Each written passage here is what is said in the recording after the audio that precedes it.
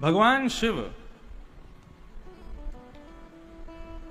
भीगे देव हैं, सदैव भीगे रहते हैं। कभी चले जाओ, दिन में रात में सदैव भीगे रहते हैं। किसी ने कहा प्रभु आपको क्या अर्पित करें? बोले कुछ नहीं, नहीं हम तो करेंगे। तो पुष्प कर दो। नहीं नहीं, पुष्प तो कम है, कुछ ज्यादा करेंगे। तो भगवान शिव बोले वैसे तो कुछ जरूरत है नहीं हमको कुछ लेने की, लेकिन तुम फल कर दो। नहीं, फल भी नहीं करेंगे तो फिर पत्ते कर दो, बिल्व पत्र कर दो, तुलसी पत्र कर दो। पुष्पम फलम पुष्पम पत्रम पुष्पम फलम तोयम। तो पत्र कर दो, पत्र नहीं तो पुष्प कर दो, पुष्प नहीं तो फल कर दो। नहीं नहीं, फल भी कम है, कुछ और बताओ। बोले सबसे सहज है संसार में जल, वो जल कर दो। शिष्य कहने लगा जल तो बहुत प्रकार के होते हैं, कावेरी का है, गंगा का है, सरयू का है, मंदाकिनी का है, अलकनंदा का है, कौन सा करें? शंकर जी बोले अब जल में भी तुम पूरी अपनी राजनीति चलाओगे, कौन सा करें? तो यम। लोग इस अर्थ को समझ नहीं पाते। भगवान शिव कहते हैं जल अर्पण करो। कल हम गए यहां पर अचलेश्वर महादेव। ओ महाराज, लोगों ने तो शंकर जी को जाने क्या समझ लिया है। बहुत कष्ट होता है ऐसे देख करके। मेरे सामने की घटना, लोग सामने से दूध लेकर के थैली लेकर आते हैं और सीधा फाड़े ऊपर से पिचकारी मार रहे हैं जैसे तुम होली खेल रहे हो शंकर जी के साथ। एक माता ने तो देखा हाथ से फटे ही नहीं रहा, तो मुंह से फाड़ के ये लो शंकर जी। इससे बढ़िया मत चढ़ाओ। हम गए, हम खाली हाथ गए, कुछ नहीं लेकर के गए, बस जाकर के दो हाथ जोड़ करके प्रणाम किया। एक कोई थे साथ में, उन्होंने ला करके एक लोटा में जल और दूध दिया, व्यवस्था बन गई तो फिर चढ़ा दिया। इस प्रकार उसी उन्हीं पर चना डाल रहे हैं, वहीं मिश्री डाल रहे हैं, वहीं पुष्प डाल रहे हैं, वहीं धतूरा डाल रहे हैं। अरे वो शंकर जी हैं भाई, उनको लगती होगी। एक आदमी आया, उसके 5 उंगलियां भरी हुई थी अंगूठियों से, दे रगड़ा मारा उसने शंकर जी के, नाक वाक सब छिल गई होगी। कहां चला जाता है हमारा भाव?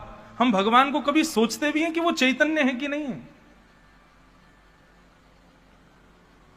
तो यम, भगवान कहते हैं जल चढ़ाओ। कहां का चढ़ाऊं? बोले जब मेरे सामने बैठो और अपनी मेरी स्तुति गाते हुए, मेरा स्मरण करते हुए जब तुम्हारे नयनों से 2 अश्रु बिंद निकल आवे ना, वो जल मुझे चढ़ाओ, वो मुझे प्रिय है। साधारण जल, टोंटी, कई मंदिर शंकर जी के देवालयों की तो बहुत बुरी स्थिति कर रखी हम लोगों ने। टोंटी जल की शंकर जी के ऊपर ही रखते हैं, सीधा वहीं से लोटा भरा चढ़ा दिया। कभी प्रसन्न नहीं होंगे देव इस स्थिति से। तो अरे कोई नियम होता है, कोई एक व्यवस्था होती है। देव के सामने किस प्रकार खड़ा होना चाहिए, किस प्रकार हमको बैठना चाहिए, किस प्रकार की स्तुति कब गानी चाहिए, क्या प्रस्तुत करना चाहिए। हम लोग बस क्या करते हैं, आगे वाला जो कर रहा है उससे बढ़िया करना है मेरे को। उसने मिश्री चढ़ाई तो मैं पेड़ा चढ़ा दूंगा शंकर जी पे। लेकिन दया की साक्षात प्रतिमूर्ति हैं भगवान शिव। वो भले ही, अच्छा आपको पता है भगवान शिव को संहार का देवता क्यों बनाया? श्रीमद् भागवत में कथा आती है कि ब्रह्मा जी ने सबसे पहले शंकर जी को, शंकर जी प्रकट कहां से हुए? अब कथा सुनाई देते हैं। ब्रह्मा जी ने जब सृष्टि करना शुरू किया, तो सृष्टि करते हुए ब्रह्मा जी ने सबसे पहले मानव को बनाया, और वो मानव थे सनक, सनंदन, सनातन, सनत कुमार। ये 4 लोग। सनत कुमार, तो सनत कुमारों को जब बनाया तो नारद जी ने, ब्रह्मा जी ने पूछा मैंने तुमको क्यों बनाया? तो सनत कुमार कहने लगे भगवान का भजन करने के लिए बनाया है। तो ब्रह्मा जी कहने लगे केवल भजन करोगे, कर्म नहीं करोगे तो आलसी हो जाओगे। भजन करना जरूरी है, लेकिन कर्म प्रधान विश्वर चिराखा। कर्म प्रधान है, कर्म पहले होना चाहिए, भजन उसके बाद में दूसरे नंबर पर रखो। चारों कहने लगे नहीं हमसे कर्म नहीं होगा, हम तो भजन ही करेंगे। तब ब्रह्मा जी ने 10 पुत्र और बनाए, मानस पुत्र, उनमें सबसे छोटे नारद जी। 10 पुत्रों को बनाने के बाद में उनसे पूछा मैंने तुमको क्यों बनाया, तो वो भी बोले हमको भजन करने के लिए बनाया। तो शंकर ब्रह्मा जी को इतना क्रोध आया, केवल भजन करोगे? क्रोध के कारण ब्रह्मा जी का ललाट नीला पड़ गया और उस ललाट का भेदन करके भगवान रुद्र शिव प्रकट हो गए। क्रोध से प्रादुर्भाव हुआ भगवान शिव का। 2 स्थिति बताते हैं कि प्रकट होते ही रुद्र रूप धारण किया, क्रोध में भर गए तो नाम रुद्र पड़ गया और रौद्र पड़ गया। लेकिन कहते हैं कि फिर प्रकट होकर के रुदन करने लगे, रोने लगे। ब्रह्मा जी ने पूछा बेटा रोते क्यों? बोले मैं बढ़िया भगवान का भजन कर रहा था, आपने मुझे क्यों प्रकट किया? तो नाम रुद्र पड़ गया। तब कहा बेटा हमने सृष्टि करने के लिए तुमको बनाया है, सृष्टि करो, पृथ्वी बनाओ, लोगों को बनाओ। शंकर जी ने विचार किया कि सृष्टि हमारे बस की बात तो है नहीं, लेकिन पिताजी की आज्ञा हो गई, अब आज्ञा का पालन नहीं करूंगा तो मैं फिर अधम बालक माना जाऊंगा। 4 प्रकार की संतान होती हैं, 4 प्रकार के बालक होते हैं, उत्तम, मध्यम, अधम और चौथा तो बहुत बुरा शब्द कहा है, लेकिन हम कहें कनिष्ठ। श्रीमद् भागवत में आदि शास्त्रों में चौथा बालक बताया गया चांडाल। उत्तम बालक कौन है? उत्तमः चिंतितः कुर्यात्, जो अपने माता पिता की बात को कहने से पहले उनके चेहरे के आव भाव को देख करके समझ जाए कि वो क्या चाहते हैं और उस क्रिया को पूरा कर दे, उसको कहते हैं उत्तम बालक। मध्यम बालक कौन है? जो आज्ञा का पालन करे, आज्ञा माता पिता की हो जाए फिर उसको करे, उसको मध्यम कहते हैं। और अधम करेगा लेकिन मां को 100 सुनाएगा, पिता को 50 सुनाएगा, करेगा आज्ञा का पालन लेकिन सुना सुना करके करता है। पूरे दिन मेरे ही पीछे पड़े रहते हो, मैं ही दिखता हूं आपको काम करने के लिए, वो नहीं दिखता, वो बैठा वहां पे। इस प्रकार से जो माता पिता की आज्ञा का पालन करते तो हैं लेकिन 100 सुनाते हैं, उनको कहते हैं अधम। और कनिष्ठ यानी कि चांडाल, कान पर जू ना रेंगना, बोलते रहो, कोई फर्क ही नहीं पड़ता। पढ़ने की बोलो, काम करने की बोलो, किसी काम की बोलो, हम पे कोई फर्क नहीं पड़ता, हम ऐसे ही पड़े रहेंगे। ऐसे बालकों को कहा जाता है कनिष्ठ। और शास्त्र भाषा में सुने तो चांडाल। चांडाल की परिभाषा क्या बताइए? बोले कि उसका जन्म केवल माता पिता को दुख देने के लिए हुआ है, वो इसीलिए वो माता पिता के पूर्व जन्म के कर्म के अनुरूप दुख के रूप में उनका पुत्र वही आया है, वो दुख देने आया है उनको। शंकर जी ने मन में विचार किया कि यदि मैंने अपने पिता की आज्ञा का पालन नहीं किया तो मैं अधम हो जाऊंगा। उत्तम तो नहीं बन पाया कि मैं पहचान जाता कि पिता क्या चाहते हैं, लेकिन अब आज्ञा हो गई है तो करना चाहिए मुझे। आ गए, पृथ्वी पर आए हैं, चारों तरफ देखने लगे क्या बनाऊं, कैसे बनाऊं, कहां से शुरू करूं। तब उन्होंने कहा कि पिताजी ने जो बनाया है पहले वो तो देख लूं कैसे हैं। तो पिताजी ने कैसे बनाए हैं? 2 आंख हैं, 1 नाक है, सुंदर ओष्ठ हैं, बढ़िया केश हैं, सुंदर भुजाएं हैं, 2 चरण हैं, सुंदर स्वरूप देख करके भगवान शिव बोले पिताजी से दुगना ही बनाना है, अच्छा ही बनाना है। पिताजी ने 2 आंख बनाई, हम 4 बनाएंगे। पिताजी ने 1 मुंह बनाया, मैं बहुत सारे मुंह बना दूंगा। पिताजी ने पैर से चलने वाला व्यक्ति बनाया, अरे हमारे साथ में हमारा साथी सर पर रहता है, बेचारा रेंग के चलता है, मैं रेंग के चलने वाला आदमी बनाऊंगा। कोई मुखहीन, किसी का मुंह ही नहीं बनाया। और विपुल मुख काहू, किसी के बहुत सारे मुंह बना दिए। और बिन पग चल ही, किसी के पैर ही नहीं है, बिना पैर के चल रहा है रेंग रेंग के। ऐसी सृष्टि बनानी शुरू कर दी। मतलब कौन? भूत प्रेत पिशाच डाकनी साकनी ये सब बनाने लगे भगवान से। और उसमें उनको आनंद आ रहा है, वाह कितना बढ़िया बना है। एक के केवल आंख ही आंख बना दी पूरे मुंह पर, वो लोग घूमता रहे पूरे नगर में। पिताजी के द्वारा बनाए गए फल पुष्प आदि खाते हैं, मेरे द्वारा बनाए गए, पिताजी के द्वारा बनाई गई सृष्टि को खाएंगे। वृक्षों को उठा उठा करके खा रहे हैं, मानवों को खा रहे हैं, ऐसे जीव बनाने शुरू कर दिए। रावण ने भगवान शिव के द्वारा की गई सृष्टि के ऊपर श्लोक लिख दिया। हमारे गुरु शंकर जी ने कैसी सृष्टि की है। यस्यास्ते ड्राट ड्राट ड्रुट ड्रुट ममलम टम टम टम टम टम डम शम डुडम शम डुहि डुहि चकितम भूपके भूपनालम तैलम तैलम तु तैलम खुकु खुकु खुकु खु ख्वांग खु ख्वांग ख्वांग खु ख्वांग ख्वांग गायन्ते यस्य धान्ते वचति सचकलम पातु नो चंद्रचूड़।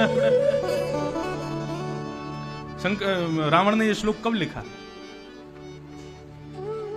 रावण बहुत अटेंशन सीकर शिष्य था भगवान शिव का।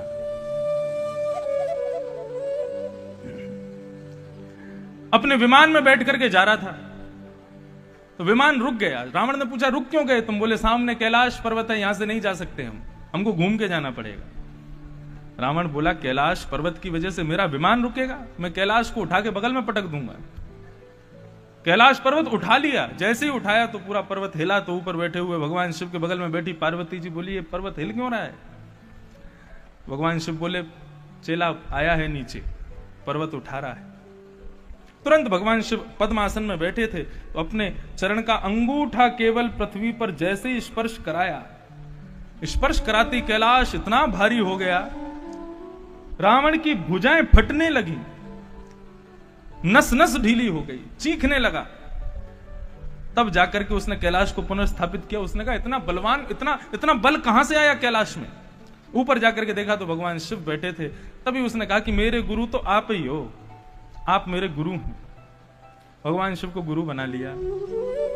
अब गुरु के रोज दर्शन करने चाहिए। अब रोज आता है और रोज आता है, जितने लोग लाइन में खड़े होते हैं, कतार में खड़े होते हैं, सबको पीछे छोड़ छाड़ करके और इस तरीके की स्तुतियां गाता है कि कैलाश की चट्टानें बजने लगती हैं, आकाश से मेघमालाएं बरसने लगते हैं रावण के मुख से निकलने वाले शब्दों को सुनकर के। भगवान शिव का ध्यान भंग हो जाता है। एक दिन ऐसे ही दर्शन करने के लिए गया तो लाखों लोग खड़े थे। सब देवता भी रोज जाते हैं शंकर जी का दर्शन करने। रावण सोचने लगा इतना पीछे मैं खड़ा हूं, अभी शंकर जी तो बहुत दिन में देखेंगे, गुरु जी के दर्शन तो बहुत देर में होंगे, इतनी देर कैसे खड़ा रहूंगा? क्या करें, कैसे करें? तब उसने ये श्लोक बनाया, यस्यास्ते डाट डाट डुट डुट ममलम। बड़ा विचित्र श्लोक है, इसका छंद ही नहीं पता क्या है। टम टटम टम टटम टम डम शम डुडम शम डुहि डुहि चकितम। जब वो गा रहा था तो कैलाश अपने आप हिलने लगा। आकाश में दिखने वाले हिमालय की विशाल चट्टानें आपस में नृत्य करने लगी और उस भयावह दृश्य से भयभीत होकर के सब देवता भाग गए वहां से। तब रावण जाता है अकेला और जाकर के शंकर जी को प्रणाम करता है। वाल्मीकि रामायण में लिखा है तब से शंकर जी ने बोला सुनो तुम मत आया करो यहां पर। बोले नहीं, दर्शन तो मैं रोज करूंगा। बोले नहीं, तुमको दर्शन रोज करना है ना, हम रोज लंका आ जाएंगे लेकिन तुम मत आया करो यहां पर। तब से शंकर जी रोज लंका जाते हैं रावण को दर्शन देने के लिए कि कहीं ये नहीं आ जाए, ये आ गया तो सबकी नाक में दम करेगा। तो ऐसे भीगे देव हैं, सदैव भीगे रहते हैं। किसमें भीगे रहते हैं आपको पता है? राधा कृष्ण स्वरूप के सबसे बड़े उपासक कौन है? भगवान शिव। ये लोग नहीं जानते। लोग कृष्ण में और शंकर जी में भी बड़े भेद मानने लग जाते हैं। शंकर देव हैं, वो देव हैं, महादेव हैं। कृष्ण देव नहीं है, कृष्ण ईश्वर है, परमात्मा है। शंकर जी भी जिनका ध्यान करते हैं वो कृष्ण है। आप वृंदावन आएंगे तो राधा कृपा कटाक्ष स्तोत्र, कृष्ण कृपा कटाक्ष स्तोत्र, गोपाल सहस्त्र नाम, ये सब विद्वत्पूर्ण जो हमारे यहाँ के छोटे छोटे ग्रंथ हैं, इनमें देखिएगा किसने सुनाया है, किसने बनाया है, ये सारे स्तुतियां किसने लिखी हैं? तो शंकर जी ने लिखी। ऐसे भगवान शिव, उनको हम बारंबार आज प्रणाम करते हैं। गले रत्नम गीतम गगन तल रत्नम शशिमणि निशारत्नम चंद्रम शयन तल रत्नम शशिमुखी नदी रत्नम गंगा नृपति कुल रत्नम रघुकुलम सभा रत्नम विद्या श्रवण तल रत्नम हरि कथा। भगवान शिव कहते हैं गले का सबसे बड़ा रत्न क्या है, गले का सबसे महंगा आभूषण क्या है, गले में विराजमान होने वाली सबसे अमूल्य ज्वेलरी कौन सी है? तब कहते हैं गले रत्नम गीतम। शंकर जी कहते हैं गले का सबसे सुंदर गीत यदि सबसे सुंदर रत्न कोई यदि है तो वह है गीत। सुंदर कंठ का होना, स्वर का होना। आप में से कई लोग सोच रहे होंगे तो हमारे पास स्वर नहीं है, इसका मतलब हमारे कंठ बढ़िया ही नहीं है। कई लोग जब गाते हैं तो राग रागनियों के भी हाथ पांव टूट जाते हैं कि ये क्यों गा रहा है हमको। हमारे परिकर में भी 2-4 लोग ऐसे ही हैं।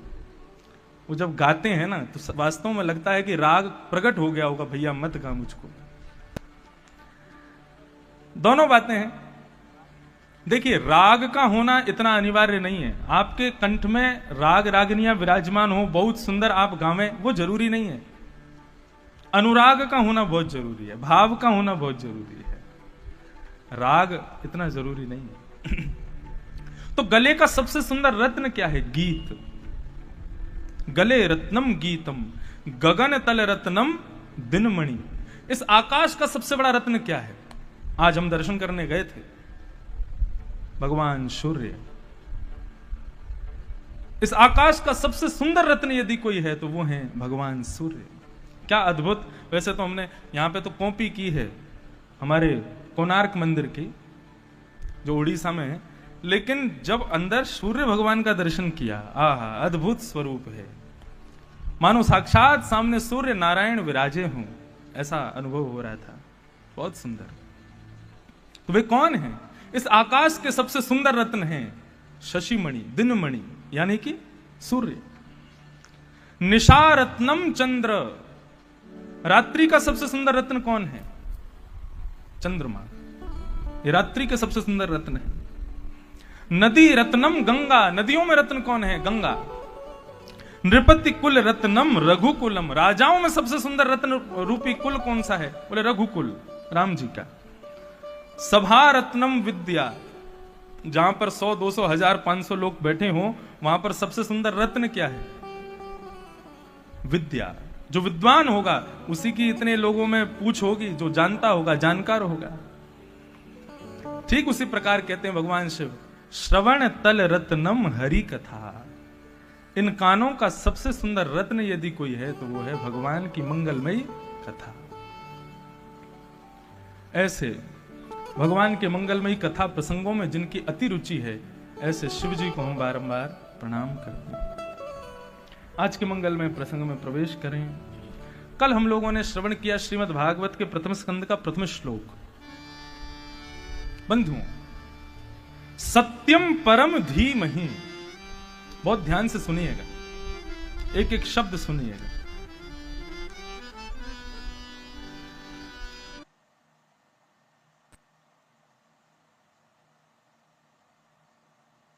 तो बहुत ज्यादा सच बोला। सच कभी थोड़ा ज्यादा नहीं होता है, सच सच होता है। यहां परम सत्य का शब्द का प्रयोग क्यों किया गया? परम शब्द लगाना ही क्यों पड़ा? यह प्र उपसर्ग संस्कृत में क्यों लगाया गया? श्रेष्ठ के लिए लगाया जाता है। सत्य कोई श्रेष्ठ या अश्रेष्ठ नहीं होता, सत्य तो सत्य होता है। तो फिर प्र उपसर्ग क्यों लगा? तो जरूर वेदव्यास जी ने इसमें कुछ कहा है, कुछ प्रस्तुत करने का प्रयास किया है।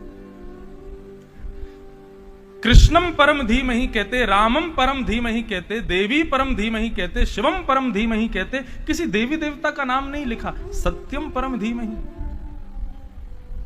वेदव्यास जी महाराज ने श्रीमद् भागवत के प्रथम श्लोक में कह दिया कि यह भागवत की कथा सबके लिए है। किसी एक मजहब के लिए, किसी एक पंथ के लिए, किसी एक संप्रदाय के लिए, किसी एक जाति विशेष के लिए नहीं। सत्यम परम धीमहि। सत्य को वंदन करते हुए वेदव्यास जी ने कहा यह वह सत्य है जो सबको प्रिय है। सिख भाइयों से भी मिलेंगे तो वे भी सत श्री अकाल, वो भी सत्य को वंदन करते हैं। देवी को भजने वालों के पास भी जाओगे तो वे भी कहेंगे सांचे दरबार, सांचा यानी कि सत्य। शंकर जी को भजने वाले सत्यम शिवम सुंदरम सत्य। कुरान की एक आयत है, उसमें भी सत्य को ही श्रेष्ठ बताया गया। सब श्रेष्ठ, सब सत्य को ही श्रेष्ठ मानते हैं। इसलिए श्रीमद् भागवत में किसी एक देवता को रख करके और प्रथम श्लोक नहीं लिखा गया, सत्य कहा गया, यानी कि सबके लिए, सब आइए, सर्वव्यापी है। और धीमहि, ये धीमहि शब्द का अर्थ क्या है? बंधुओं देखिए, संसार में भगवान ने हमको किसी भी कार्य को करने के लिए दो वस्तु प्रदान की है, एक तो बुद्धि और दूसरा मन। सुबह से शाम तक आप जो भी कुछ करते हो, या तो बुद्धि की रुचि से करते हो या मन की रुचि से करते हो। इस भागवत की कथा में कई लोग तो या तो बुद्धि की रुचि से आए होंगे, क्या करें, घर पर मन ही नहीं लग रहा है तो कथा ही सुन ले जाके, थोड़ा मन तो लगेगा।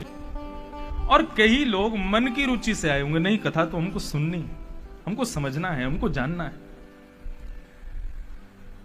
बुद्धि की रुचि और मन की रुचि। लेकिन यहां धीमहि शब्द कह करके श्री वेद व्यास जी कह रहे हैं, धीमहि शब्द बुद्धि के लिए नहीं है, ये मन के लिए है, ये हृदय के लिए। श्रीमद् भागवत की कथा सुनते समय बुद्धि लगाने की जरूरत नहीं है। बुद्धि लगा करके यदि आप बैठेंगे कथा में, बुद्धि को श्रेष्ठ मान करके यदि बैठेंगे, तर्क प्रकट होंगे, प्रश्न प्रकट होंगे। ऐसा कैसे हो गया, ये कैसे हो गया, भगवान की लीला पर संशय प्रकट हो जाएंगे कि ये कैसे कर दिया भगवान ने। इसलिए बुद्धि का विषय नहीं है, हृदय का विषय, मन का विषय। एक दूधिया, दूधिया समझते हैं, दूध जो देता है घर घर जाके। एक दिन उसकी इच्छा हुई कि मैं अपने लिए सुंदर कुर्ता बनवाऊं, और वो दर्जी की दुकान पर गया और दर्जी से जाकर के बोला कि मुझको कपड़ा दो मेरे नाप का, जिससे मैं अपना कुर्ता बनवाऊं। तो दर्जी ने उसका नाप माप लिया, तो उसने कहा कि 4 मीटर कपड़ा आएगा। और 4 मीटर नापने के लिए दर्जी ने ये लंबा फुटा निकाला, फुटा समझते हैं, स्केल। अब वो फुटा लगा करके दर्जी ऐसे ही नापता है कपड़ा। तो दूधिया कहने लगा, बोले कि फुटा से क्यों नाप रहे हो, लोटा से नापो। दर्जी कहने लगा, भैया ये कोई दूध है, पानी है कि इसको मैं लोटे से नापूं, ये तो कपड़ा है। बोले तुम 4 मीटर कपड़ा फुटा से नाप रहे हो, मैं 4000 लीटर दूध नाप देता हूं लोटे से, लोटे से नापो ना। एक व्यक्ति ने आकर के कहा, भैया दूध नापा जा सकता है लोटे से, लेकिन कपड़ा नापा जाएगा फुटा से। कहने का अभिप्राय बुद्धि और मन की बात मैं कह रहा हूं। संसार की किसी भी प्रक्रिया में यदि आपको कोई संशय है तो अपनी बुद्धि लगाइए, लेकिन जब आप इस दर्जी की दुकान पर आए हैं तो यहां पर अपने लोटे लेकर के मत आइए नापने के लिए। लोटा मतलब बुद्धि, यहां तो मेरे फुटा से ही नापा जाएगा, हृदय से ही नापा जाएगा। इसलिए हृदय को श्रेष्ठ मान करके कथा में बैठिए। बुद्धि जितनों ने लगाई है ना भगवान कृष्ण के विषय में, वो सब पागल ही हो गए। ये बुद्धि का विषय है ही नहीं, ये हृदय का विषय, ये मन का विषय। कृष्ण को जानना है तो हृदय के कपाट खोलिए। कपाट, कपाट शब्द समझते हैं, भगवान के सामने जो पर्दा होता है उसको कपाट कहा जाता है। कपाट खोलो, दर्शन के पट खोल दिए हैं कपाट। कपाट का ये कपाट क्यों कहा जाता है उनको? बोले कि भैया ये कपाट खुलते ही भगवत दर्शन होते हैं। कपाट को ही संसारी भाषा में यदि लिया है तो वही आ जाएगा कपट। जब कपट खुलेगा तब भगवत दर्शन होंगे। हमारे हृदय में भगवान है, हमारे हृदय में कृष्ण है, लेकिन हमको दिखते क्यों नहीं? क्योंकि कपाट लगे हैं, अभी कपट है हृदय में। गोस्वामी तुलसीदास जी कहते हैं, निर्मल मन जन सो मोहि पावा, निर्मल मन जन सो मोहि पावा, निर्मल मन जन सो मोहि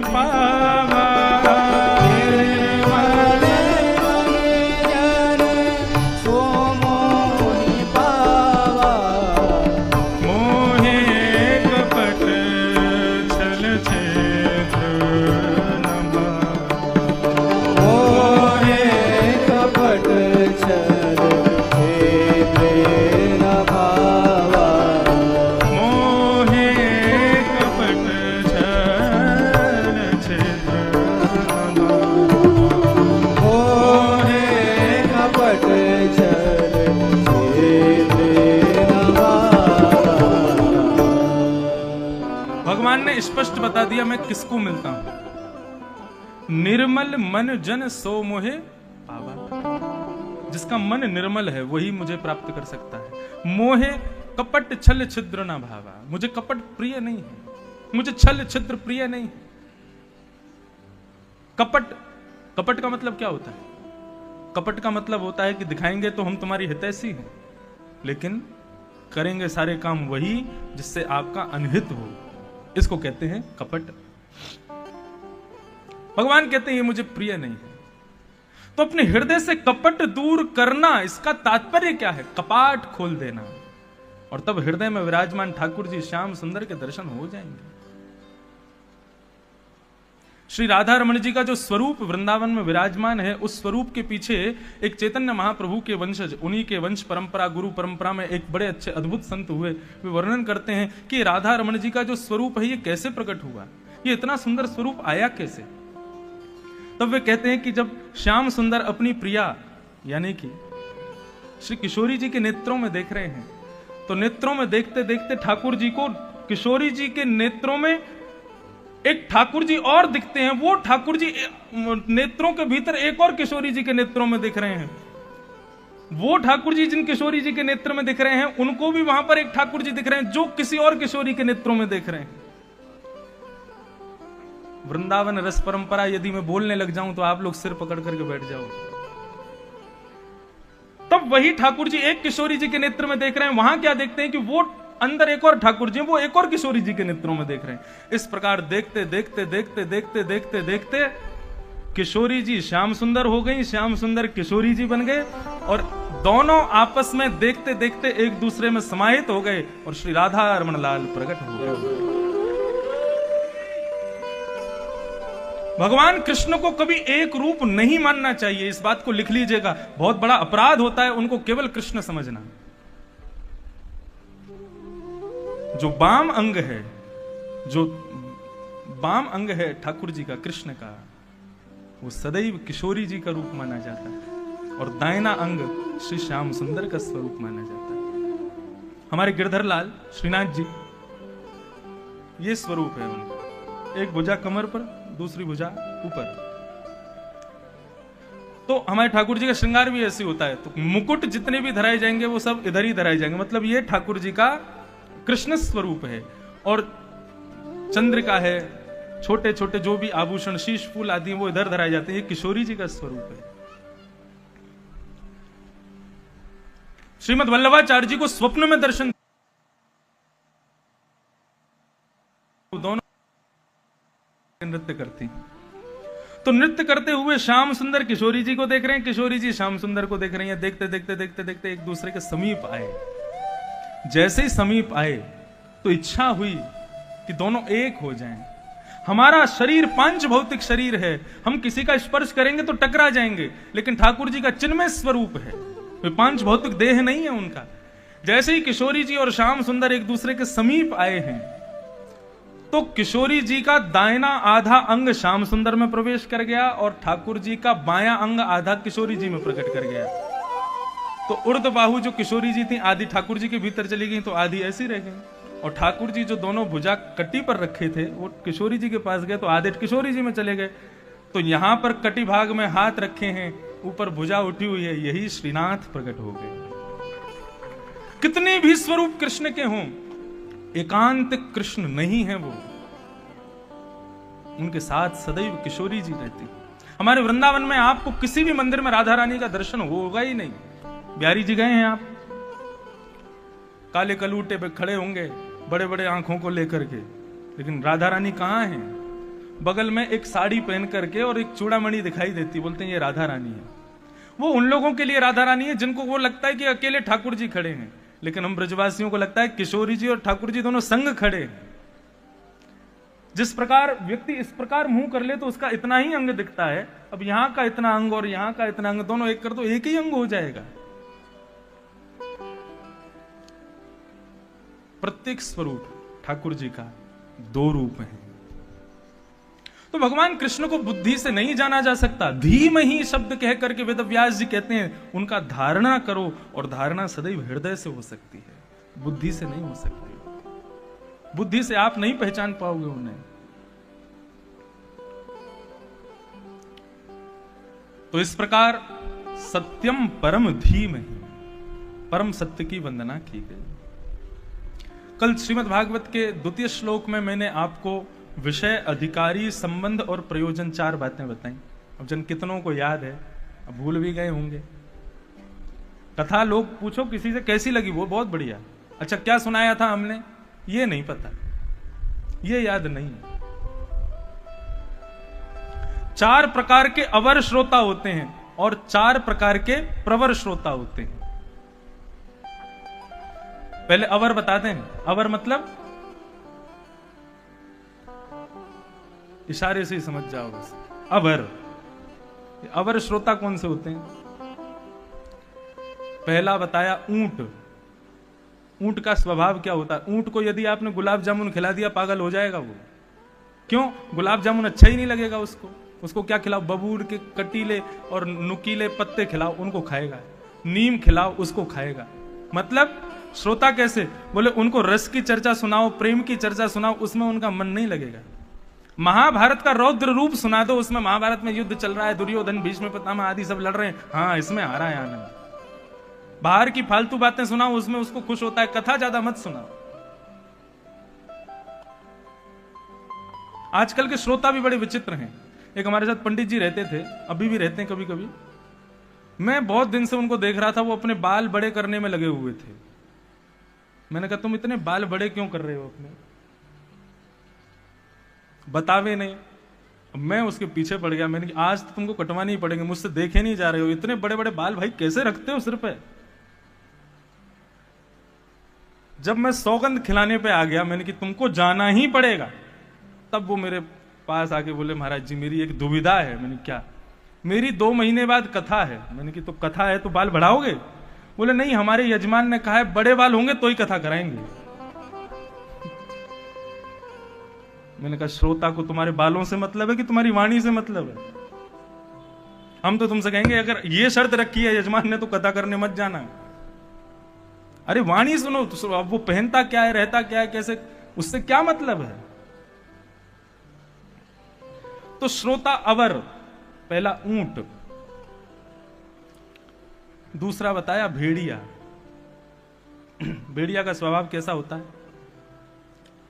वो जहां जाता है वहां जाकर के बहुत हल्ला मचाता है। जंगल में जहां भी जाता है खूब ऊंची ऊंची आवाज में चिल्लाता है। मतलब ये कथा में आकर के बैठ जाते हैं, इनको वक्ता से मतलब नहीं है, इनका आपस में संवाद बगल वाले से चलता रहता है। आपस में बात कभी कभी इतनी तेज भी करते हैं कि वक्ता भी सोच में पड़ जाए, भाई मेरी कथा सुन लो थोड़ी देर। तीसरे अवर श्रोता बताए गए हैं बैल, वृषभ। बोले बैल कैसा होता है? बोले बैल को किसी वस्तु से मतलब नहीं है, उसको केवल खाने से मतलब 3 घंटा कथा में इसलिए बैठते हैं ताकि 3 घंटे बाद वहां प्रसाद वितरण होता है, वो प्रसाद खाने के लिए कथा में आते हैं कि वो प्रसाद मिल जाएगा खाने को।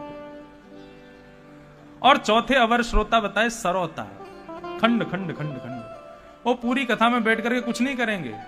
वहां तो पंडाल ऐसा बनाता है, यहाँ ऐसा बना है, यहाँ तो ये है, यहाँ तो वो है, यहाँ तो इतनी गर्मी है, यहाँ संगीत वाले तो ऐसा गाते हैं, वहां तो ऐसा गा रहे थे। 1 महीना पहले ही हमारे पूज्य पिताजी महाराज भी होके गए ग्वालियर, तो लोग जो उनकी सुने यहाँ सुने, उसमें भी भेद कर रहे होंगे, वहां तो ये था, यहाँ ये है, वहां ऐसा था, यहाँ ऐसा है। तो इस प्रकार से खंडन में ही लगे रहते हैं। उनको 4 घंटा में कथा क्या सुनाई उससे कोई मतलब नहीं। ये भागवत में ही बताए 4 अवर श्रोता, और ऐसे ही बताए हैं 4 प्रवर श्रोता। प्रवर यानी कि अच्छे श्रोता। अब सुनो, यदि अच्छे हो तो इन 4 में हो आप। कौन कौन से? मीन, सुख, हंस और चातक, ये 4। सबसे पहला प्रवर श्रोता बताया गया मीन को। मीन कहते हैं मछली को। मछली कैसी होती है?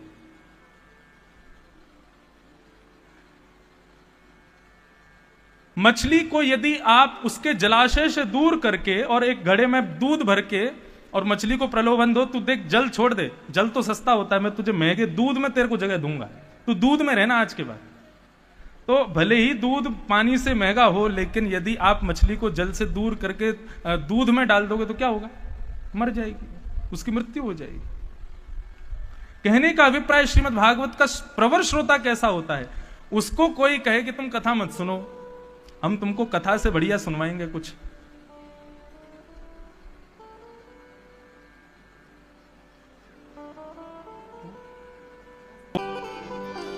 हरे कृष्ण कृष्ण कृष्ण हरे हरे, हरे राम राम राम हरे हरे, हरे कृष्ण कृष्ण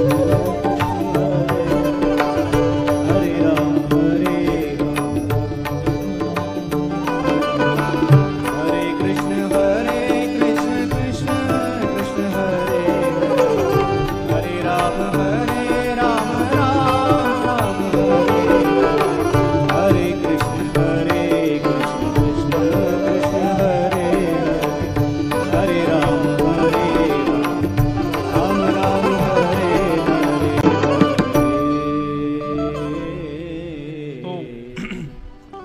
प्रवर श्रोताओं में सबसे श्रेष्ठ श्रोता कौन है? मीन। मीन कहते मछली को। तो मछली को कोई कितना भी प्रलोभन दे कि तुझको जल से बढ़िया जगह ले जाएंगे हम, दूध है, दही है, घी है, सब महंगे हैं जल से ज्यादा, तेल है, हम उसमें रखेंगे, लेकिन मछली वहां जीवित नहीं रह पाएगी। ठीक उसी प्रकार यदि कोई व्यक्ति भागवत के श्रोता को प्रलोभन देवे कि हम तुमको इससे भी बढ़िया चुटकुल्ला सुनवाएंगे, तुमको बढ़िया, अब कुछ भी समझ लीजिए, इसके विपरीत में आपको कोई और प्रलोभन देवे, उस पर आकृष्ट ना होना, यह प्रवर श्रोता का प्रथम लक्षण है। कथा यानी कि कथा, उस बीच में मुझे कुछ नहीं चाहिए।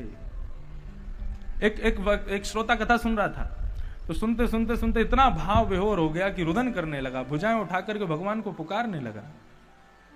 भगवान बोले, इतना भाव विभोर होकर के रो रहा है, तो तुरंत भगवान वहां प्रकट हो गए और प्रकट होकर के उसके कंधे पर हाथ रखा। तो जैसे कंधे पर हाथ अनुभव हुआ तो उसने पीछे देखा, पीछे देख करके कहा, बोले कि तुम बहुत रो रहे थे ना, इसलिए मैं तुमको प्रकट होकर दर्शन देने आ गया हूं। उसने प्रणाम किया भगवान को। भगवान बोले, अब हमसे बात कर लो, हम आए हैं। तो श्रोता कहने लगा, महाराज जी अभी 2 घंटे की कथा बची है, आप 2 घंटा बैठ लो, हम कथा सुन लें, फिर उसके बाद आपसे बात करेंगे। जिस कथा की कृपा से हम आपको जाने हैं, पहचाने हैं, आपसे मिल रहे हैं, उस कथा के बीच में आप आ जाओ तो हम कथा छोड़ दें? इतने स्वार्थी नहीं है हम। अरे हमारी वृंदावन रस परंपरा कहती है, विपिन राज सीमा से बाहर हरि को ना ही निहार, रेमन वृंदा विपिन बिहार। ये मन, यदि कभी विपिन राज यानी कि भगवान द्वारिकाधीश हमारे राधा रमन लाल श्री बांके बिहारी जी कभी सीमा से बाहर प्रकट हो जाएं, यानी कि जहां पंडाल खत्म है उसके बाहर खड़े हो जाएं और खड़े होकर के कहें, चलो मैं तुमको दर्शन देने के लिए आया हूं, जल्दी आ जाओ, तो हरिहु को ना ही निहार, उनको भी मत देखो।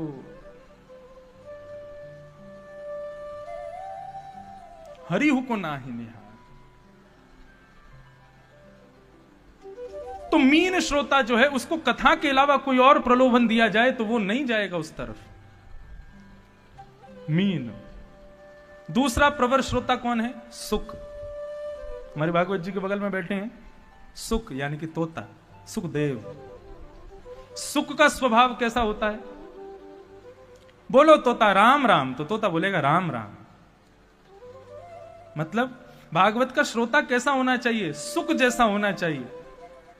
उसको जितनी कथा सुनाई गई, जितने भाव सुनाए गए, जितने प्रसंग सुनाए गए, उनको तोते की तरह रट करके याद कर ले, वो सब उसकी स्मृति में आ जाएं। सुख। तो मीन, सुख, और तीसरा है हंस। हंस का एक स्वभाव होता है, दूध और पानी दोनों को आप इकट्ठा कर देंगे तो आप अलग नहीं कर सकते। दूध और पानी एक होने के बाद में एक ही हो जाते हैं, पानी है ये पता ही नहीं चलता। और उसको दूर करने के लिए पानी अलग हो जाए, दूध अलग हो जाए, आज तक मुझे लगता है किसी साइंटिस्ट ने ऐसी कोई मशीन भी नहीं बनाई है। लेकिन हंस का यह गुण होता है कि यदि उसके सामने किसी पात्र में दूध और जल दोनों एक साथ भर करके रख दिया जाए तो वो दूध पी जाएगा, पानी को छोड़ देगा। यह हंस का गुण होता है। श्रोता कैसा होना चाहिए? हंस जैसा। श्रीमद् भागवत की कथा में भी आजकल खूब मिलावट शुरू हो गई है। हर प्रकार के प्रसंग सुनाए जाते हैं, हर प्रकार की कथा वार्ताएं कही जाती हैं, लेकिन श्रोता को चाहिए कि वो कैसा हो? वो हंस के जैसा। केवल दूध यानी कि जो ग्रहण करने योग्य वस्तु है केवल उसका श्रवण करे, उसके अलावा बाकी की सब वस्तुओं को छोड़ दे। यह श्रोता का गुण होना चाहिए। तो हंस, और हंस के बाद में अंतिम पक्षी आता है चातक। चातक पक्षी आपको यहां कभी नहीं दिखेगा। कभी हिमालय पर यदि जाएंगे, ऋषिकेश से ऊपर जाएंगे, तब आपको चातक पक्षी मिलेगा। तो चातक पक्षी का एक गुण होता है, वो सुबह सुबह अंधेरे में ही चिल्लाता है, प्यासा हूं, प्यासा हूं, प्यासा हूं, प्यासा हूं, प्यासा हूं। ऐसे ही चिल्लाता है वो। जब बोलता है तो ऐसे ही लगता है, गौर से सुनेंगे तो वो बोल रहा है प्यासा हूं, प्यासा हूं। तो जब वो प्यासा हूं चिल्लाता है तो बाकी के सारे पशु पक्षी उसको घेर लेते हैं। बोले क्या सुबह सुबह तू हमको सोने नहीं देता है, प्यासा हूं चिल्लाता है, इतनी सारी नदियां बह रही हैं, इतने पोखर तालाब सब भरे पड़े हैं तेरे लिए, क्यों नहीं पीता इनको? प्यासा हूं सुबह सुबह शुरू हो जाता है।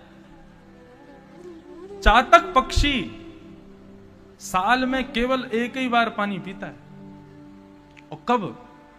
जब साल की पहली ऋतु आती है, बसंत की, और जब काली काली मेघमालाएं आकर के आकाश में अपना डेरा जमा लेती हैं, और जब पहली बूंद गिरती है उसको अपनी चोंच खोल करके उसको पी लेता है। कितना बड़ा प्रेमी होता है वो।